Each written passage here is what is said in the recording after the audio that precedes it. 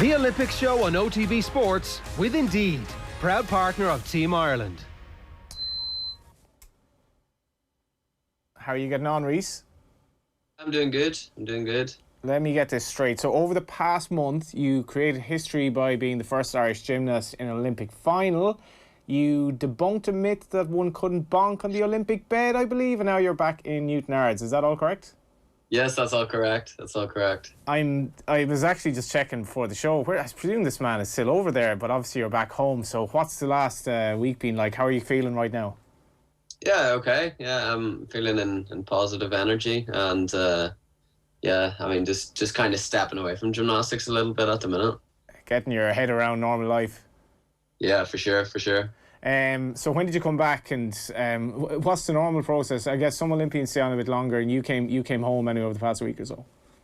Yeah, so you were meant to actually leave 48 hours after your last event, so we just jetted off the next morning. That would always be the plan, because obviously there wasn't any competitions after that finals anyway. So yeah, we left straight away the next morning. So I think when we were all watching TV, we saw like the live footage of your folks all back home in Newtownards watching the final and all that. How have they been since? I'm sure they literally welcomed you with open arms. Yeah, they did. I mean, it's exactly how I like it, coming back and seeing my immediate family just at the airport, along with my coach Luke's family as well. It was great to see them because I know how much his family has sacrificed as well. So to see them come together, welcome us back at the Dublin airport, it was very special to see everyone who supported me be there. So on your flight home, were you with other Olympians or are you on your own?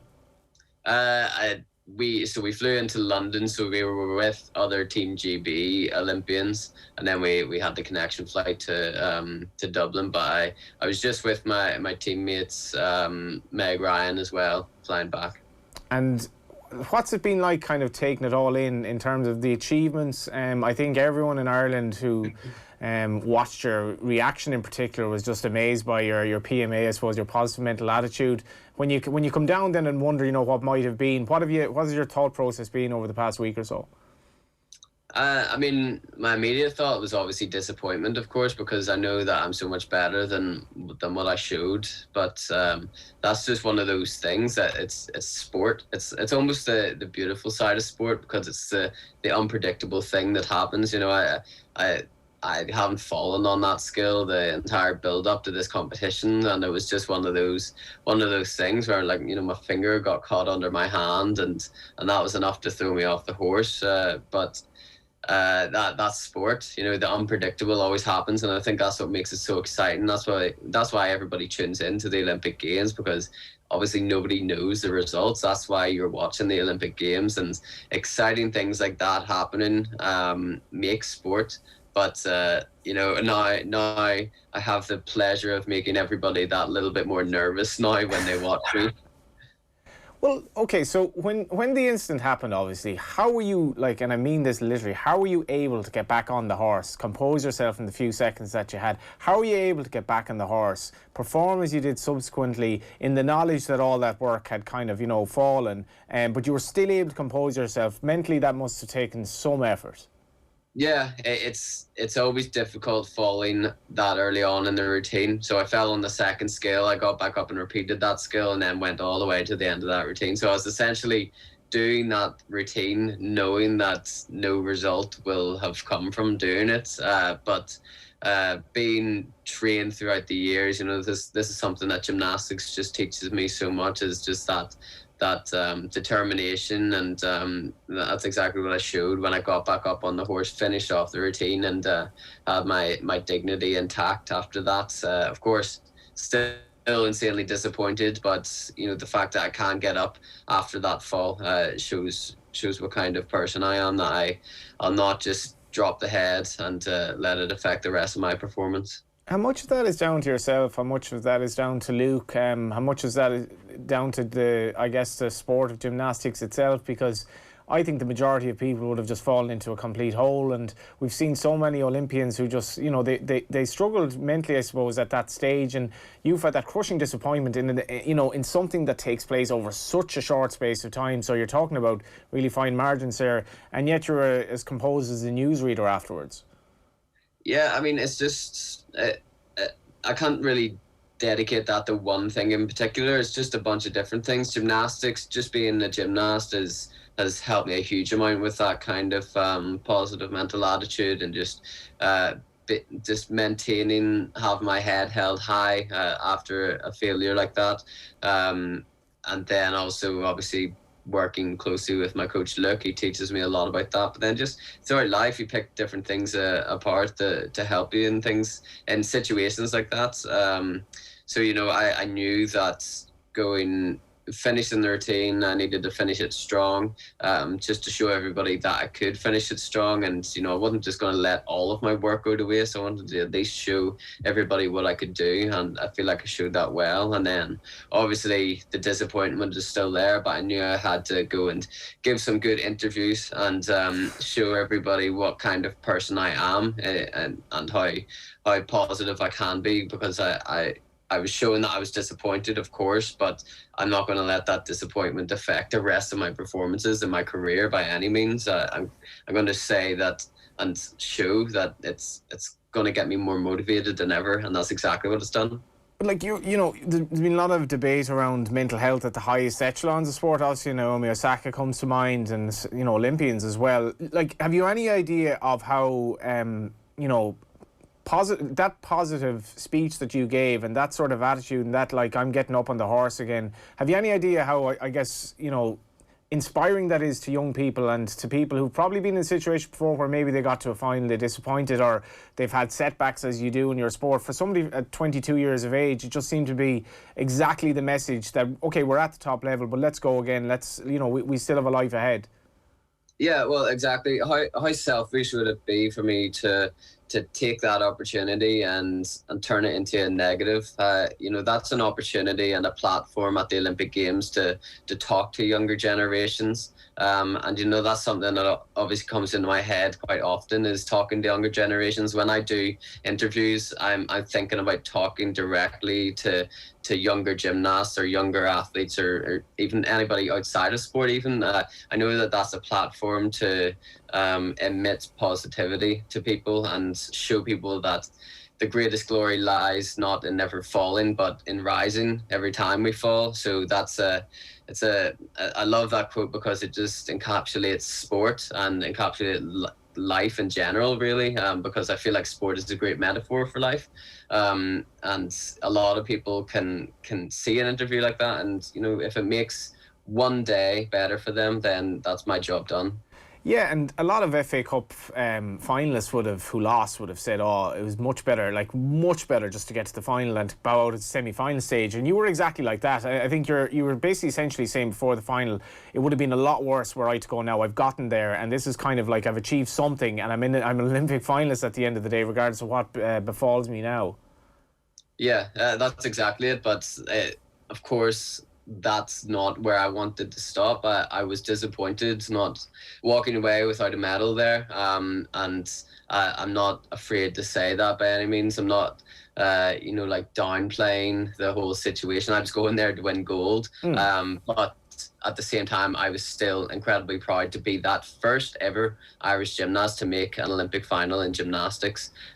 So it's picking apart the positives, but then also looking at the negatives and making me even hungrier for that success. So going into Paris, going into World Championships, that's in the middle of October. I'm wanting those gold medals wrapped around my neck. We're not just going there to participate anymore.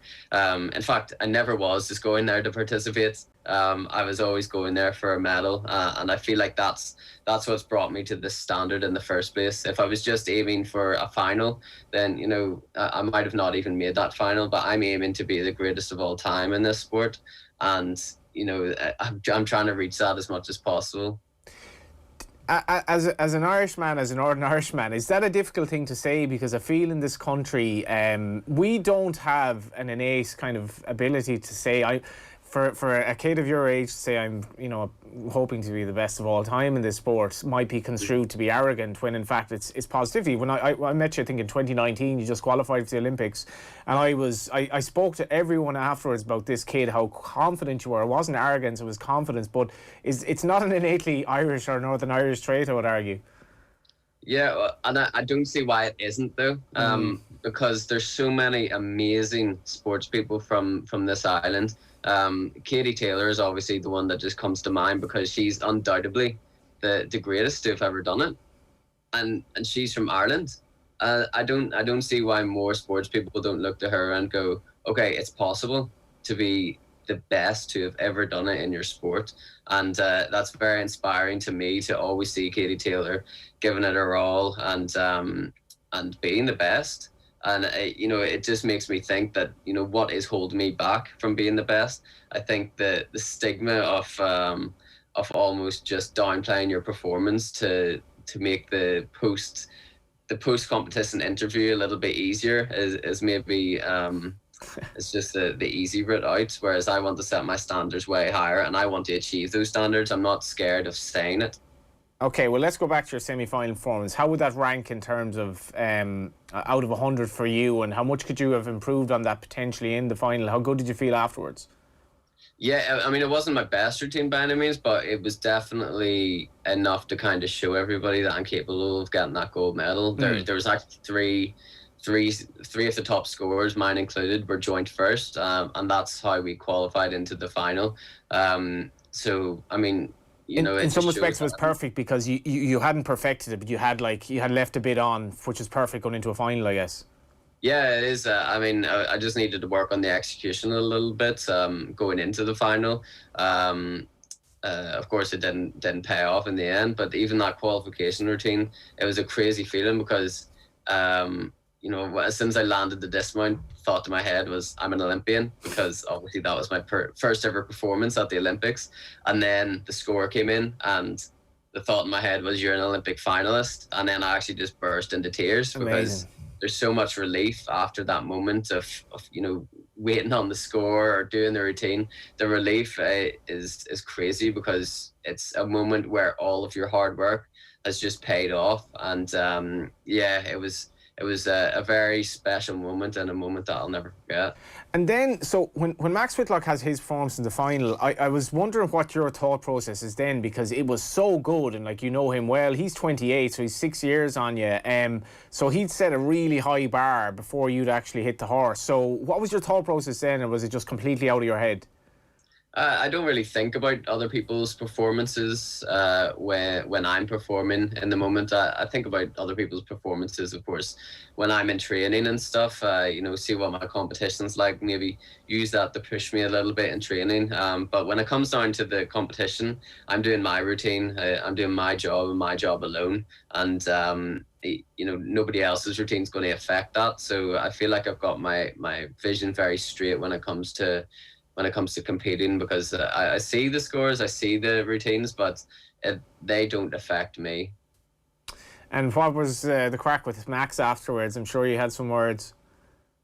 No, I don't think I talked to him afterwards at all, really. Yeah. So I guess you've basically been around the Irish bubble as well. And what's that atmosphere been like over there? Team Ireland was an amazing team to be a part of. It was so positive. Everybody knew that they were there to do a job. It was such a great atmosphere, in that little apartment block that we were all in the center of the village, the Irish flags flying proud, looking over the dining hall and everything for everyone to see. It was such a great atmosphere in that village. All of the staff, every athlete in Team Ireland, they done an amazing job just making it feel like home, and that was a very special thing to be a part of. And did you have any crack with Rory McIlroy, because you're from a few miles down the road from each other effectively? No, actually, he wasn't staying in the village, I don't think. No, so the thing was with different athletes, everyone was coming at different times. So there's a good few athletes that I would have missed because their competition was a little bit later than mine and everything. But yeah, I don't think Roy was staying in the village actually, but hopefully we'll get in touch soon and talk about our county down roots. Yeah, and maybe you can give me some tips on how to hit a golf ball. Maybe you can get him on a pommel horse, but the the boxers and the rowers and all that, I'm sure you derive like a lot of kind of enjoyment because you are part of a team. You know the sacrifices that these guys made, incredible physical demands on all three sports, arguably. Yeah, I mean, there's just a mutual respect between everybody because everyone knows that it's an achievement just being there at the Olympics. So everyone just has that mutual respect. There's no, and everyone knows how big of an event it is. So everyone's helping each other in any way they can. If it's words of encouragement or literally physically helping someone training or something like that. Everyone is there as like a family, as a Team Ireland family, and it's a great family to be a part of. What's next for you now? The World Championships are back in Japan in the middle of October, so that'll be a good one to go to and a good one to go there and win. So that's the next goal for sure. I'm stepping away from gymnastics just for these next couple of weeks, and then I'll be back at it more determined than ever. What do you do for the next couple of weeks and kind of relax with your family and I suppose resume normal life for an oasis in the desert anyway? Yeah, because the past year and a half, really, everything has just been focused on Tokyo, and like literally everything. I haven't been seeing friends, obviously COVID as well. I didn't want to come in close contact with anybody really. So, I wasn't seeing friends, I wasn't seeing family, I was only seeing immediate family. I was spending most of my time in Dublin away from everybody, and the focus was just gymnastics. And I'm glad I done it.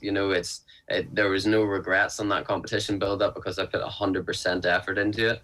But now that Tokyo is finished, I can step away from gymnastics a little bit, give my mind a little bit of a break, and focus on other things in life. Just like your guitar. This is in from Paul. Are those Rhys's guitars in the background? Will he give us a blast of Wonderwall? No, I cannot play guitar. That's my dad's guitars. Can you get your dad on there? We've had enough of you at this stage. He's at work. He's at work, working hard. You'll have to pick up the guitar for your many talents. Another one from Manning. Well done, Rhys. You are a model athlete and did us proud. Yeah, the model athlete thing. You're obviously marketable as well. Like how do you kind of make a career out of this? It's a sport that's obviously very, very unique. It's rare for any gymnast in Ireland to do anything of the note that you've done. So you are obviously a very marketable product. You're young and you're very positive. So I guess there's a lot to be positive about, looking forward to as well into the future for your career. Yeah, it's exciting, and the experience at Olympics and the general hype around it all. Obviously, the likes of that jumping on the beds video just went viral, and it just shows the amount of attention that is on the Olympic Games. So that makes me even more excited for the next one, because it's bringing attention to gymnastics and showing people what an incredible sport it is. But then obviously, it's good for me too. It's seen the hard work kind of being recognized on that platform. And I never really understood the whole Olympics thing being so big. Obviously I watched it every single year, but everybody comes back and says how big of a situation it is around the world. And I got to experience that firsthand this time around. So I can't wait for the next time. And I'm going to put on an even better show then. This might be a stupid question, but you're looking at Max, who's 28. So what's the optimum age at this, or is there an optimum age? You're 22, which I presume gives you scope to be around for some time. Yeah, for sure. Especially on the pommel horse, it's a more low impact event than, for example, the floor exercise or the vault, where there's such a huge demand on your joints. There's a demand on your joints on the pommel horse too, but it's less impactful. So you can go a little bit longer on pommel horse. So I'm wanting to at least go to LA 2028, at least. So that's a very exciting thought. And I also don't want to end my career on an injury. So I want to end on a nice high, or at least a respectful finish. I want to make it my mission not to be injured by the end of my career, but who knows? It's sport. And in terms of like looking ahead to October, then what's your actual training routine between now and then? Do you sort of slowly build it up? And isn't it an advantage that you've been to Japan before now at this stage, so you have a bit of previous, I guess? Yeah, it's great that I've been to Japan. I've been to Japan twice now. So early 2020, before coronavirus kicked off, I went there for a training camp, and that was great to do that. So that set me up nicely for the Tokyo Olympics. And then to go back to Japan, I just love that country so much. Why so? What's that? What's to like? A lot of people say this. Japan's an amazing place. What's so amazing about it? The people. I've never been to somewhere that the people and the culture have affected me so much. I'm coming back home and implementing their just kindness and general energy around strangers. It's very admirable when, you know, I love the bows. I love that so much. The bowing to everybody, you know, making eye contact, bowing, saying hello. And I don't know, you just don't see that back home too often. Obviously, you get the odd person that's really, really nice and saying have a good day at a coffee shop or something. But everybody in Japan does it, and I absolutely love that. And will you be watching the Olympics now, watching Kelly Harrington and so forth on Sunday and seeing how they get on? Oh yeah, Kelly Harrington is such a huge role model of mine now, especially after those games. She felt like a team captain to Team Ireland. Of course, she was the flag bearer at the opening ceremony. But if I came into contact with her, you know, having a conversation, meeting her in the physio room or something, her positive energy was infectious. It was even so on cool. you.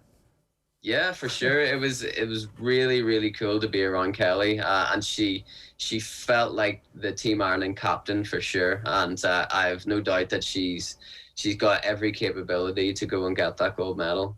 So before we finish up, I think just on behalf of everyone, got to thank you for the amazing fun that you've provided for everyone who's watched the Olympics and watched you get to the final, and I think mainly your response to a setback. But what would your message be to?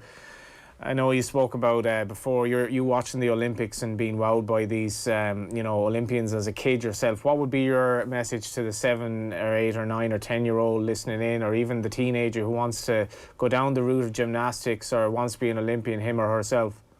Yeah, I mean, this is an amazing sport to get into. So no matter what level you want to enter gymnastics at, I couldn't recommend it more. It's a thrilling sport to be a part of, and for any younger generation of any sport, just know that the sky is the limit. Really, there's no point in setting your standards lower than they need to be. Irish athletes can be at the top of their game worldwide and compete to be the best. And it's completely in the question for you to be able to be at the top of your game. And so, where do you go on holidays now, or what do you do to totally recuperate ahead of your next challenge? I mean, for this week, I'm just spending time with family at home in Newtownards. You know, going into Newtownards town as well. It's always a pleasure. Just to see people, see the amount of people and support that I get. In Newtownards, so it's very humbling to be part of this community. And next week I might think about going away somewhere, but give us a I'm clue, not Rhys. decided yet. Give us a clue. Where are you going to head? I'm not sure really. Anywhere on the green list, I guess. It's all up in the air now, but I'll probably make a last minute decision. That's the best way to do it. It's been amazing talking to you as ever. Can't wait to see how you get on in October, and thanks a million for coming on. Yeah, thanks so much. That was Rhys McClenaghan. Not sure we've met anyone as inspiring as a sports person, full stop, in recent years in Ireland. Just absolute positivity despite a setback that I think everyone who was watching that, and obviously somebody like yours truly who does not watch the pommel horse every day of the week, everyone who was watching, the heart sank as that incident happened where he obviously kind of fell off or whatever. And then you're just wowed by his reaction afterwards. Our Olympic coverage is with thanks to Indeed, who believe the world works better when people are given every opportunity to unleash their true talents. Hashtag Team Unleashed. Brendan O'Brien, who's coming in now from Tokyo. Very positive man yourself, Brendan, from time to time. If you say so, Johnny, I'll take that. Thanks a million. Yeah, we have to bargain with the truth, I suppose, from time to time on this show. How are you keeping? Very well, yeah. I just made a mad dash across Tokyo there. I was over at Tokyo Stadium for Natalia Coyle's Heartbreak, and I'm sure you've been talking about it already. But I presume like a mad dash across Tokyo isn't like a mad dash across Dublin to go from like Dame Street across to Liffey or something. What's that like? No, it's look, it's the old cliches. It's trains on time. You can literally set your clock by it. I don't know what Tokyo residents did before they had mobile phones and you could just check what station you're at the tip of a button. But even for a know-nothing foreigner like myself, it's grand. I even managed to navigate my way through Shinjuku Station. So anybody who's been there, I only got lost for 10 minutes. Well, that's not bad. Natalia Coyle, I don't know. I mean, what can you say about this? She's effectively, if not on the verge or on the cusp of, she's in with a shout of a medal here in the pentathlon. She's on a horse who's been previously ridden by a previous rider who clearly didn't get on that well with the horse. Now, you can blame the horse or the rider there, but Natalia Coyle, this is like a jockey getting on a horse who's basically refused that offence 10 minutes previously, has this in his or her head. She gets on the horse, and all her kind of good work is more or less thrown out the window. It was really, really bizarre watching this because, like, it's 95% horse, 5% human, basically at this pursuit. And what could she do? Well, she couldn't do anything, and that's the problem. And we saw it in even more dramatic fashion with the German rider who was going for the gold medal and in just absolute in tears and agony. I mean, that was distressing to look at. It was distressing for her. It was distressing for the horse.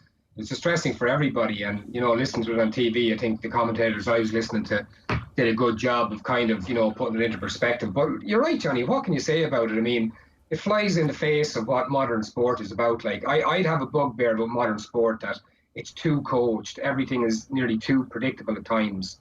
That there's not enough unpredictability about it. But this veers over to the complete far side, and it just looks. People are talking about, that's 5 years of Natalia Coyle's life. That's her career. I mean, she was gunning for London 2012 when she was a teenager. She was riding ponies when she was much younger than that. That's all funneling up to this one point that, as she said herself, she did brilliantly in the swimming. She did brilliantly in her fencing. She was talking to us, a few of us out here last week, and talking about the amount of effort she's put into her fencing over the years. Just routine, all the effort, all the expense, all the heartache. And she nailed that. I mean, she had good figures in her fencing. She did good in the swimming. And then, like you say, she comes up to that, and it's like flicking a coin in the air. Heads, you get a good horse, and B, you get a bad one. And I know, we see the variations on Twitter for and against all this, and you have people talking about already that those are the rules in modern pentathlon, but it's just so anachronistic. And I know that's the very nature of the sport. I mean, it was devised in the 19th century for cavalry officers, or based on what cavalry officers needed to do. And maybe we'll talk about the changing face of the Olympics later in this chat, but it just does. It sticks out like a sore thumb that something like this could happen. I mean, what would the equivalent be in the men's or women's 100 meters on the track like? Would it be some volunteer, running sideways across the track and playing a game of tag or something? I don't know.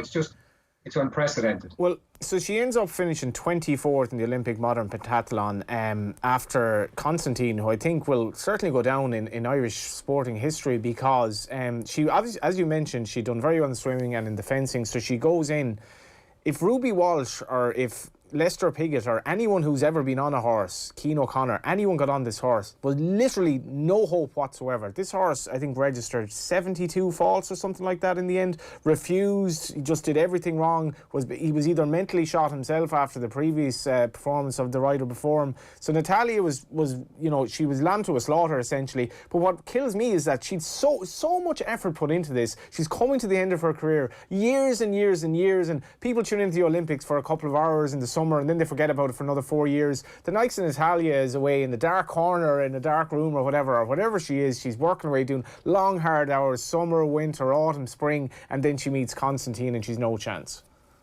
Yeah, and I know you would have seen it in RTE as well, her post-match clips, for want of a better phrase. We were talking to her as well, and you and I have spoken about this before, actually, Johnny. You might be over in in Cheltenham, and how you get that raw emotion of somebody that literally is just dismounted, maybe from a Gold Cup, for good or for bad. They might have won the Gold Cup, they might have suffered a horrible misfortune, and just the raw intensity of the emotions that you get there. This was maybe even a level above anything I've seen in that sort of theatre in Cheltenham. It was just how she held it together, both with us, the print guys, and TV. I just don't know. It was just every word was a struggle for her to get out. And the thing about modern pentathlon as well, there's a lot of talk about the sport's future. Back in 2013, it looked like it was going to be dropped off the Olympic roster, and people were saying back then this is an anachronism, it doesn't deserve its place. And the format will change again, I believe, in Paris in 2024. So I think the show jumping will be first or whatever, but nothing I've seen seems to address this issue that we are all talking about, and that the entire Olympic watching world is talking about, which is what do you do with the horses. But I mean, if you're talking about bringing horses with you, that's a massive expense, as you know. That changes the logistics for everything. I mean, it's already, I would imagine, a very expensive sport for people to get into. You start doing that as well, it adds another conundrum on top of it.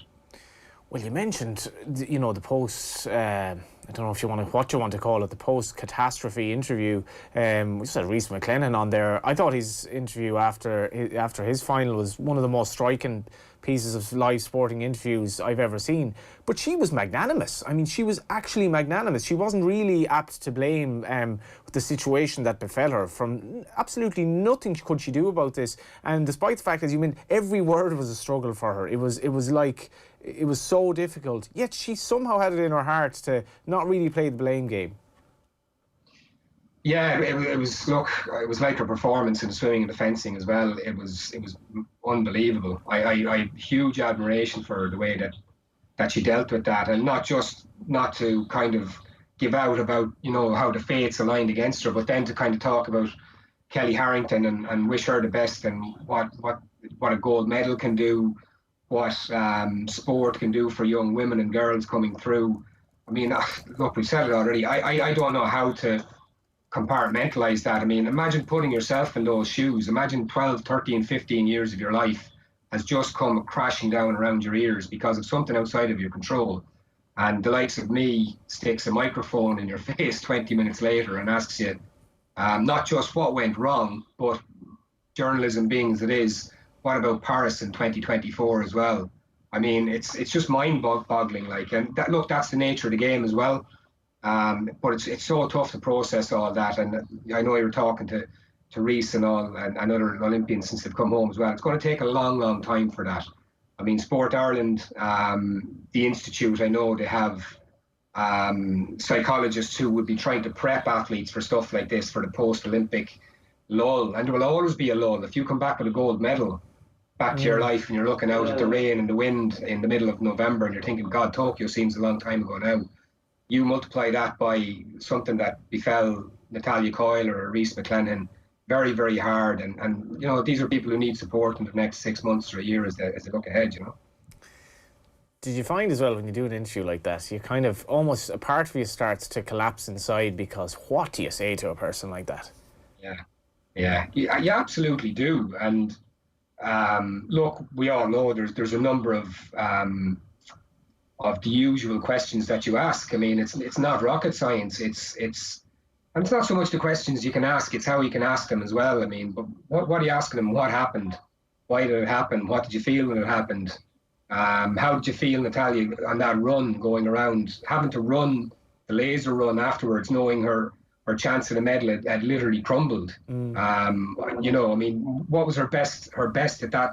Her best hope at that stage was maybe to squeak a top 10, but she's done that twice already. And like you say then as well, it's like when a GA manager is just dumped out of the All-Ireland final and 20 minutes later we're saying, are you going to stay on for next year?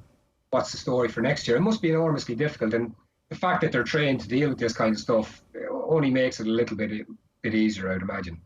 Did you get any sense of her future intentions?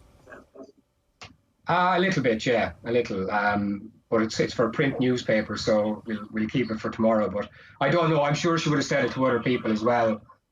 Look, it's a tough time for them. There's a lot rumbling around in their heads. And on that as well, like whether it's Cheltenham or under the Hogan stand or Tokyo, there's a lot of conflicting emotions that goes through people's head at that stage. And look, it'll take weeks and probably months for all that to flush out in the wash, you know. What's it like being a journalist over there? You know, it's strange and it's not so strange, because I was here for the 2019 Rugby World Cup, which was a very, very different experience. Obviously, there was no restrictions, there was no coronavirus. I travelled to about 12 different cities on that tour. Saw a lot of Japan. Brilliant. You're concentrating on one sport, and over here you're obviously restricted. We're out of a kind of a 14-day bubble now. Once you're here 14 days, you can use public transport. You're still asked to limit your movements, don't go to restaurants. And that's probably the hardest part. Actually, the diet has just crumbled in the last 2 weeks. If I eat another burger in the main press centre, I think I'll be off beef for life. But in terms of the work and gig, it's actually not that different, because the Olympics anyway is so all-encompassing. It's 15 to 18-hour days anyway. It's not like you'd be knocking the laptop off at 9 p.m. over here and, you know, going down for a nice Japanese steak or a ramen noodle dish or whatever. It's all encompassing anyway. So in that sense, it's not too bad. And it's the Olympics, like there's something happening the whole time. And on top of everything else as well, Johnny, it's 116 Irish athletes. It's the biggest team we've ever had. So look, it's kind of cliched as well, but the amazing thing is once you're in it, you feel nearly further away from the whole thing. Like, I haven't been to the Athletic Stadium yet. I haven't seen any of that. Carl Dennehy covers that for us over here. You know, if you were to ask me about the men's 400 metres or you know, the women's marathon that'll happen the weekend, it'll be straight over my head. You're tunnel visioned on what you're covering, and that's basically a day-by-day thing on what the Irish are doing that day. Probably one of the most fun things I did was covering beach volleyball, which I did last week. I did rock climbing, or sport climbing as it is last night. You were a big fan of that, you were saying? Sorry, say that again? You're a big fan of the climbing. What's it called? The speed climb? Yeah, the wall climbing. The wall climbing. Absolutely fascinating. And again, you know, we started off talking about modern pentathlon and something that was brought in the 19th century, or I think 1912. It's been in the Olympics since. Sports climbing is one of the four sports brought in this year, and no doubt millions of people are clicking their tongues. I think it was Des Lynam, when beach volleyball was first introduced for Atlanta, said going down the pub isn't an Olympic sport yet, but beach volleyball is.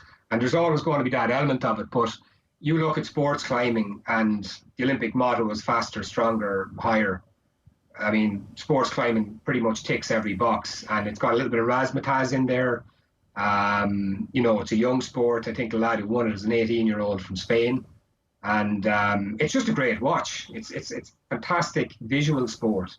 You've guys kind of on overhangs, speeding up, racing up a wall the size of an aircraft hangar in 6 or 7 seconds. It's incredible stuff, and that's the way the Olympics is going. I mean, we're going to break in Paris in 2024, or breaking as it's called now as well. So, you know, I think when sports climbing actually had its first day here on Tuesday, it absolutely melted social media.